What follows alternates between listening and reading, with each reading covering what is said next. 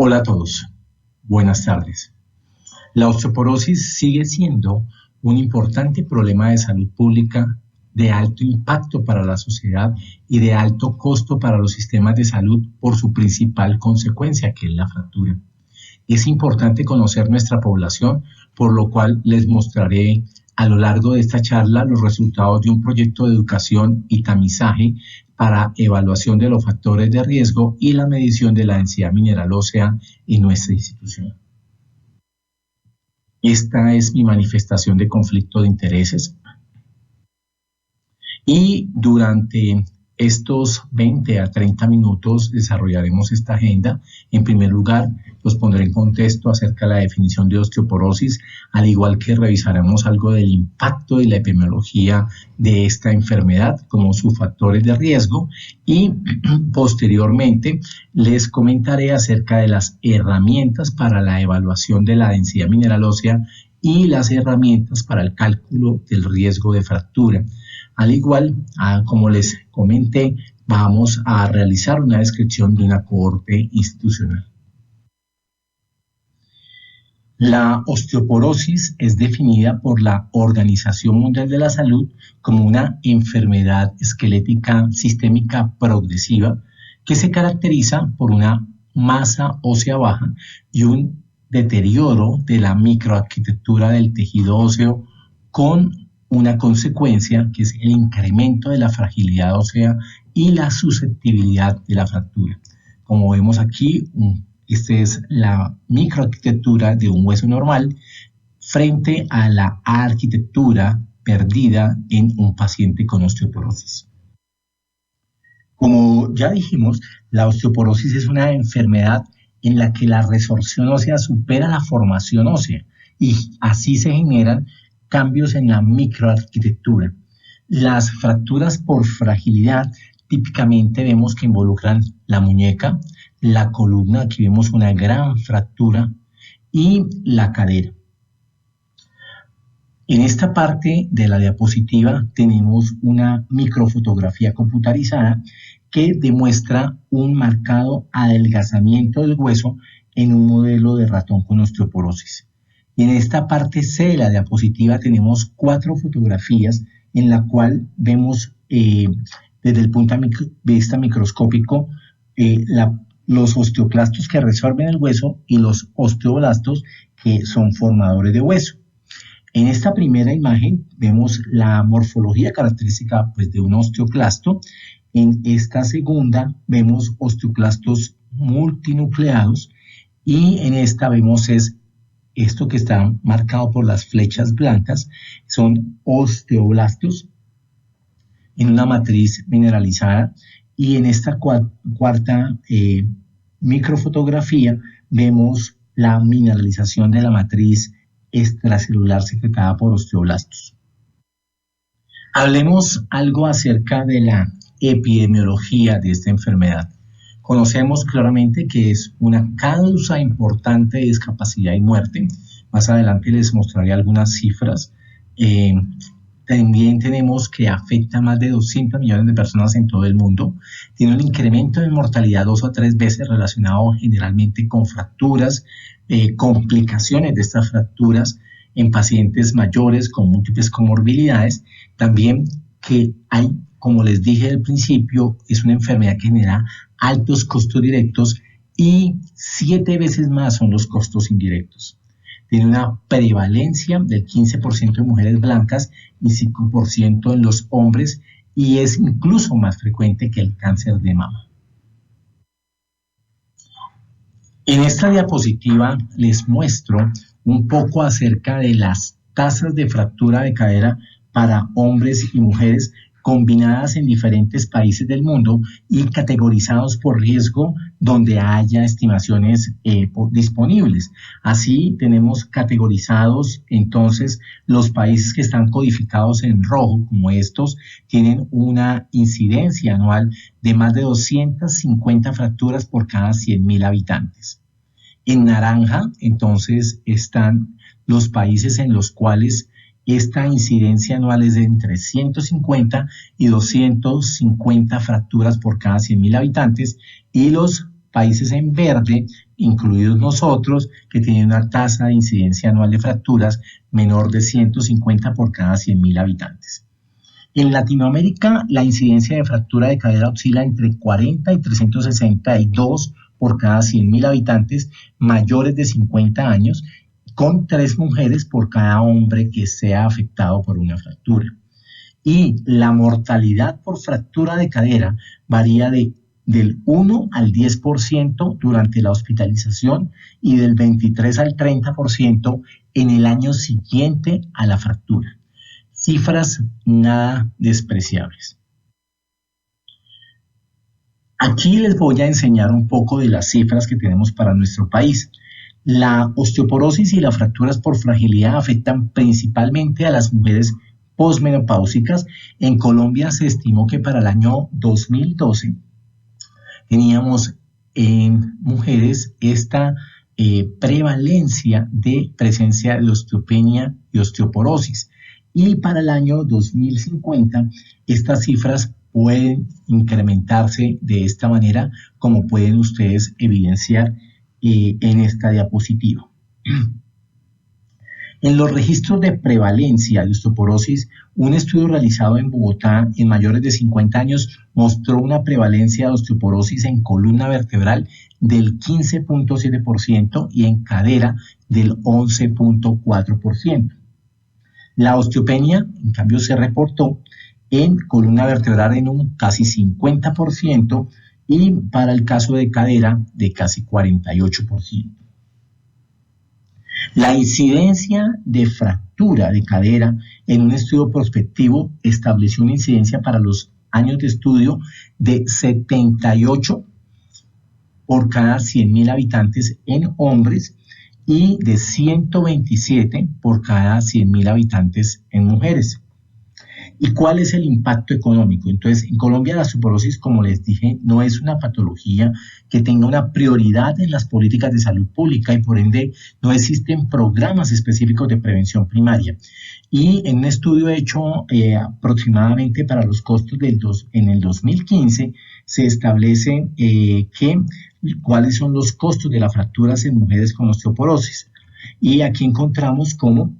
entonces ese impacto económico de tratar fracturas de cadera en el país era de esta cifra que me parece astronómica, y en el caso de las fracturas vertebrales con cirugía, esta cifra y sin cirugía alcanza los 11.653 millones y pico de pesos. Para el caso de las fracturas de radio distal, pues la cifra también es exorbitante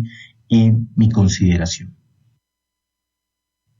Aquí tenemos entonces los clásicos factores de riesgo que es importante que los tengamos en cuenta en la evaluación del paciente. Entonces, primero que todo tenemos la parte genética y constitucional, porque sabemos que en las diferentes etnias su comportamiento puede ser diferente. Y así entonces los clásicos factores de riesgo como la edad, el sexo femenino, la raza blanca, tener índice de masa corporal por debajo de 19, algunos estudios hablan de 18, y otros factores de riesgo como la parte de la historia reproductiva, la parte hormonal en la mujer juega un papel fundamental, la anticoncepción, por ejemplo, prolongada con progesterona, y la menopausia precoz, que la cifra a veces no es despreciable en nuestro medio, de la parte de historia nutricional y que cada vez coge más auge, es los casos de lo que se respecta a la anorexia nerviosa, la insuficiencia calórica en la pubertad, etcétera. Dentro del estilo de vida tenemos el consumo activo o pasivo de cigarrillo, la ingesta de alcohol que está definida ya en unos gramos por día, la parte del sedentarismo, y con el advenimiento de tanta tecnología, cada vez más población es sedentaria, la gente en general no le gusta realizar actividad física, el uso de medicamentos, porque claramente conocemos clásicamente los esteroides y recordemos que si bien En esta diapositiva se muestra la dosis que generalmente supone mayor riesgo es 5 miligramos al día de prednisolona o su equivalente por más de 3 meses. El Colegio Americano de Reumatología establece que por encima de 2.5 miligramos por día por más de 3 meses ya genera un factor de riesgo importante, pero tenemos otros medicamentos utilizados con frecuencia como los anticonvulsivantes, los antiácidos, los inhibidores de la bomba de protones, que se volvió ahora una moda dejarle a todas las personas prescritos este tipo de medicamentos para un uso crónico cuando no debe ser así, una importante dosificación de tiroxina, por ejemplo, y los anticoagulantes, que un porcentaje de población también está expuesta a ese tipo de medicamentos. Y dentro, ya en otro contexto, están las enfermedades predisponentes que conocemos en muchas enfermedades endocrinas, como la diabetes, el hipertiroidismo, enfermedades reumatológicas. Esto quiere decir con una expresión importante de citoquinas proinflamatorias, pues generan una mayor pérdida ósea, así también trastornos gastrointestinales como la enfermedad de Crohn o la cirrosis biliar primaria, etcétera, generan de manera importante una pérdida ósea, y por eso es pero muy relevante que durante nuestro interrogatorio a nuestra población se esté interrogando acerca de estos factores de riesgo. Aquí algo bien importante para todos los médicos es tener en cuenta cuáles son las indicaciones para solicitar un estudio de densidad mineral ósea.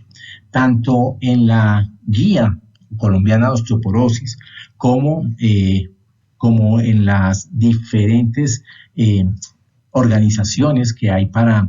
de la parte científica para el manejo de los pacientes con osteoporosis, como la ISCD, la IOF y la OMS. Entonces tenemos como las mujeres mayores de 65 o los hombres mayores de 70 años son quienes tienen una real indicación de hacerse una densitometría.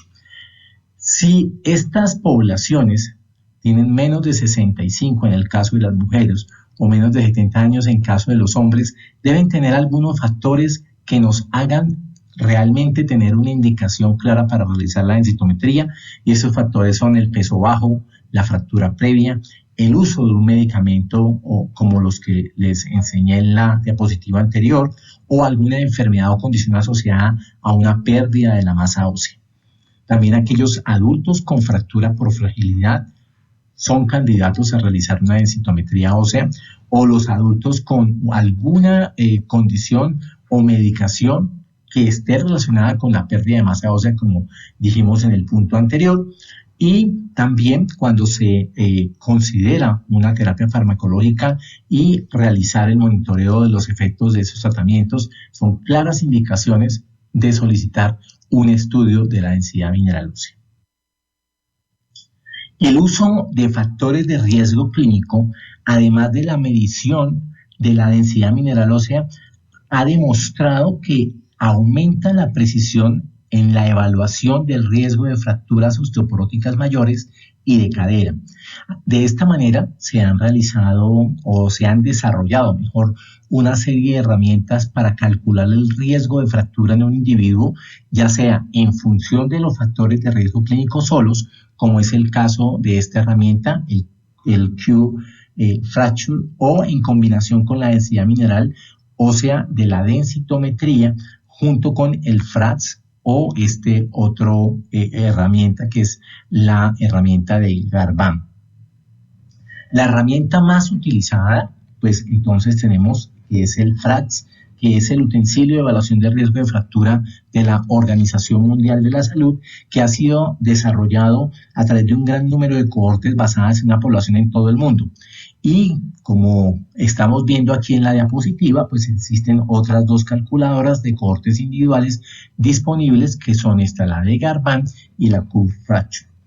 que generalmente es desarrollada en Australia. Pero aquí quiero mostrarles cómo son los diferentes elementos que se tienen en cuenta en cada uno de estas herramientas de evaluación para calcular las probabilidades del riesgo de fractura. El FRAX entonces nos calcula la probabilidad a 10 años de fractura osteoporótica mayor y de cadera. En el Garban nos calcula la probabilidad de ese riesgo de a 5 a 10 años, también para una fractura osteoporótica mayor y fractura de cadera, y el Q-Fracture sí nos evalúa la probabilidad de 1 a 10 años de tener una fractura osteoporótica mayor y también la de cadera. Entonces, son varias herramientas que debemos tener en cuenta en nuestra práctica clínica para ayudarnos a tomar eventualmente una decisión terapéutica de la mejor manera. Hablaremos un poco más específicamente del FRAX, ya que como les dije anteriormente, esta es la herramienta más utilizada.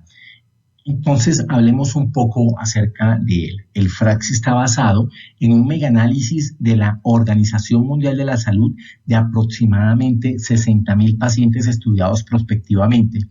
Predice, como ya vimos, entonces el riesgo de fractura de cadera a 10 años y de fracturas osteoporóticas mayores, teniendo en cuenta la cadera, el húmero proximal, el antebrazo distal y las fracturas vertebrales clínicas. Como ya dijimos, entonces, tenemos en cuenta factores de riesgo clínicos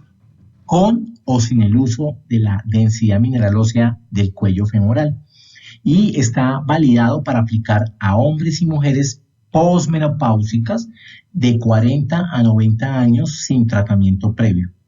Pero aquí les coloqué una diapositiva acerca de las limitaciones que tiene el FRAX, pero hablemos antes de las ventajas. Entonces, dentro de las ventajas del FRAX, esta herramienta proporciona una estimación cuantitativa del riesgo absoluto de fractura en pacientes con una baja densidad mineral ósea, y esto es muy importante porque la mayoría de fracturas por fragilidad en la población ocurren en pacientes con osteopenia, no las osteoporóticas. Además, entonces, también tratar a pacientes con un T-score entre -1 y -2.5 no es médicamente apropiado ni económicamente sostenible. El FRAX es una herramienta sólida que ha sido aprobada por entes como la NICE, entre otras agencias, para la utilización en la práctica. Es una herramienta global estándar para la evaluación de ese riesgo de fractura y es accesible a todos los profesionales de la salud. Dentro de los elementos que tiene, digamos que en desventaja, son que usa variables dicotómicas, no tiene en cuenta el número de fracturas previas. Se supone que 2 fracturas previas suponen un riesgo mucho mayor o más elevado que una sola fractura. No se tiene en cuenta la dosis de esteroides, tampoco tiene en cuenta lo que son las caídas, que en esta población juegan un papel tan importante y se convierten en un importante factor de riesgo para fractura. Cuando hablamos del uso clínico del FRAX, hacemos referencia a los famosos umbrales. Así tenemos los umbrales de evaluación y los umbrales de intervención. En cuanto al umbral de evaluación, entonces, después del cálculo de la probabilidad del riesgo de fractura, utilizando esos factores de riesgo clínico del FRAX, en ausencia de los valores de la densidad mineral ósea, el paciente puede ser clasificado, como vemos aquí, en alto, moderado o bajo riesgo, y para el caso del umbral de intervención, entonces, ya con el cálculo de la probabilidad del riesgo de fractura, con el ingreso de la densidad mineral ósea del cuello femoral, el riesgo individual puede inclinarse hacia arriba o hacia abajo de cada uno de estos niveles de este umbral de intervención para la probabilidad del riesgo de fractura osteoporótica mayor o de fractura de cadera o de ambas. En Colombia tenemos estimado que en un estudio del doctor Haller realizado en Barranquilla y validado por CANIS y publicado, se tiene en cuenta que el alto riesgo de fractura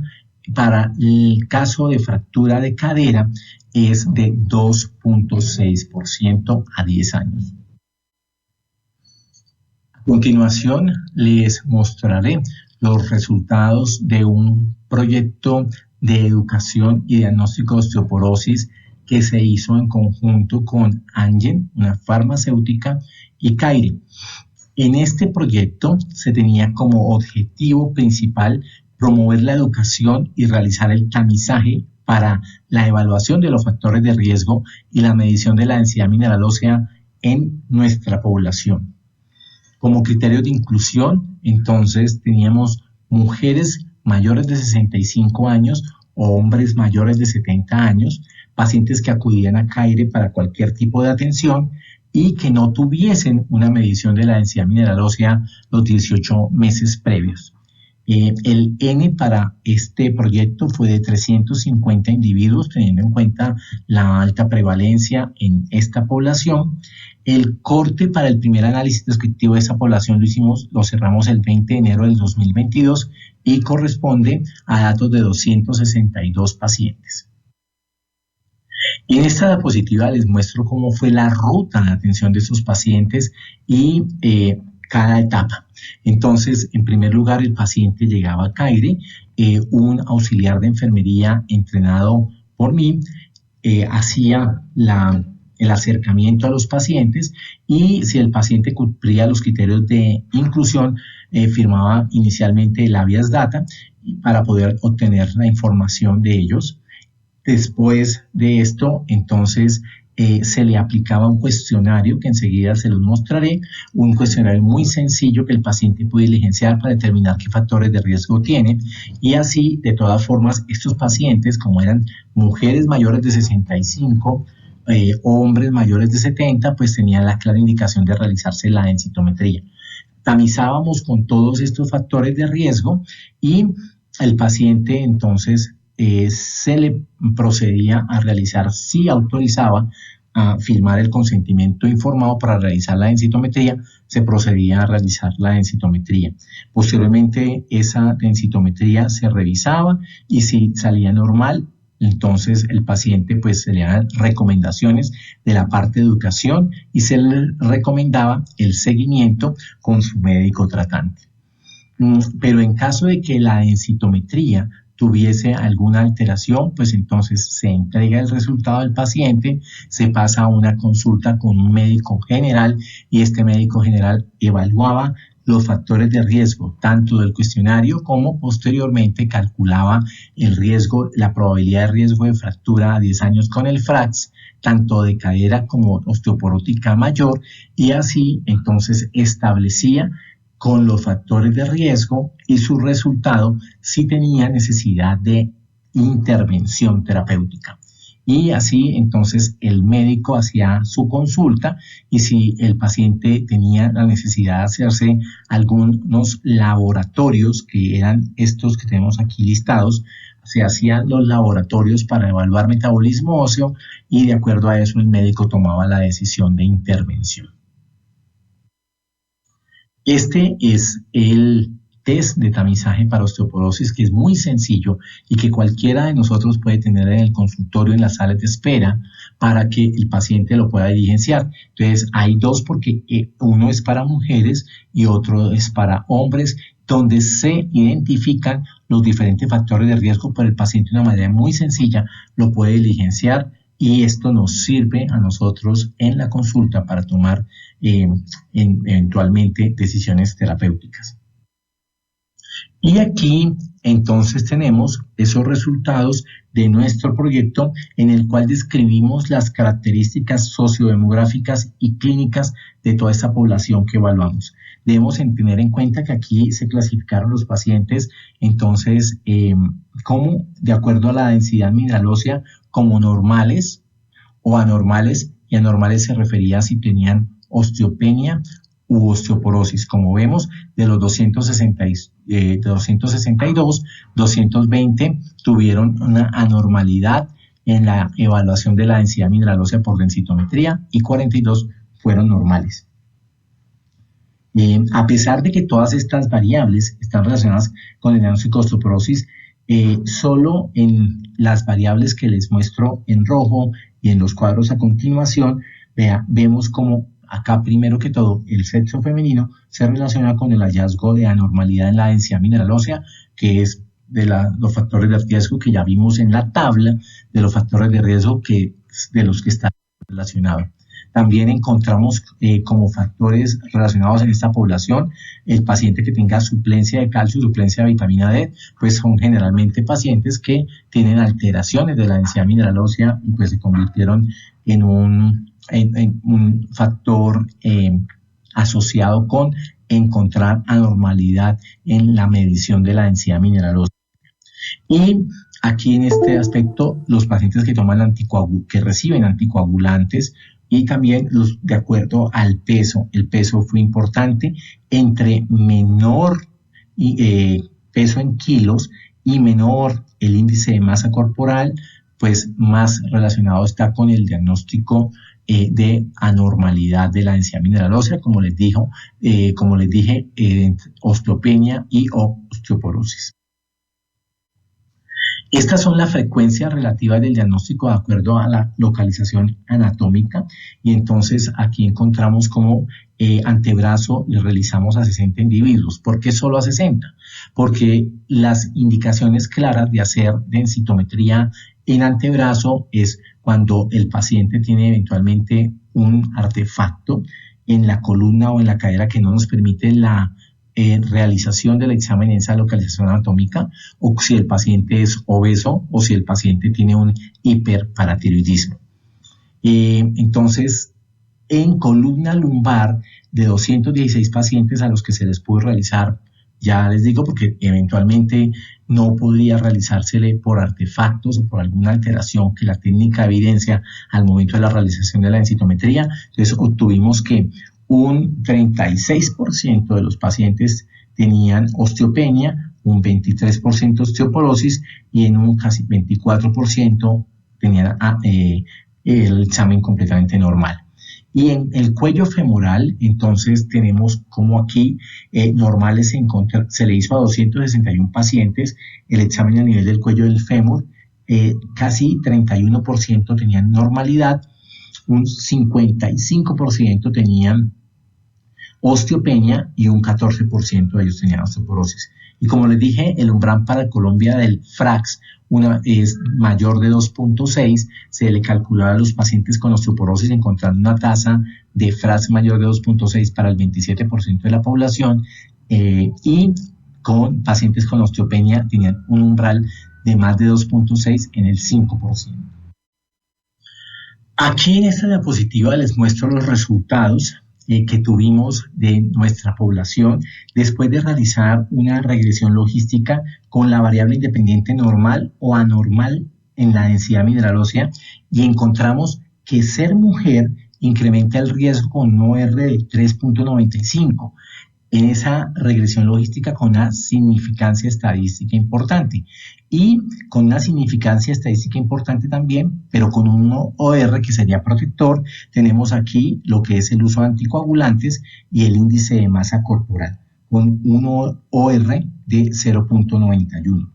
Aunque no existe una asociación significativa entre la suplencia de calcio y la vitamina D, las estimaciones del OR ajustado sí tienden a ser factores protectores contra resultados anormales en la densidad mineral ósea y encontramos como factores de riesgo el hecho de tener, por ejemplo, artritis reumatoide con un OR de 1.10, la pérdida de estatura mayor de 3 centímetros con un OR de 1.30 y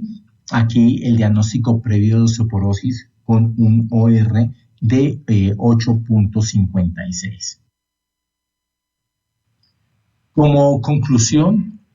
vemos cómo la osteoporosis definitivamente es un problema de salud pública que impacta de una manera importante la calidad de vida de la población adulta mayor y también impacta de manera importante los recursos del sistema de salud, por lo cual es imperativo generar programas de prevención para esta población. En segundo lugar, debemos reconocer en la práctica diaria los factores de riesgo para solicitar cuando esté claramente indicado la evaluación de la densidad mineral ósea y los utensilios de evaluación e intervención para cálculo de probabilidad de los riesgos de fractura. Y por último, es importante conocer las características de nuestra población para implementar así programas de educación y estrategias de intervención que sean claras, racionales y accesibles a toda la población. Muchas gracias.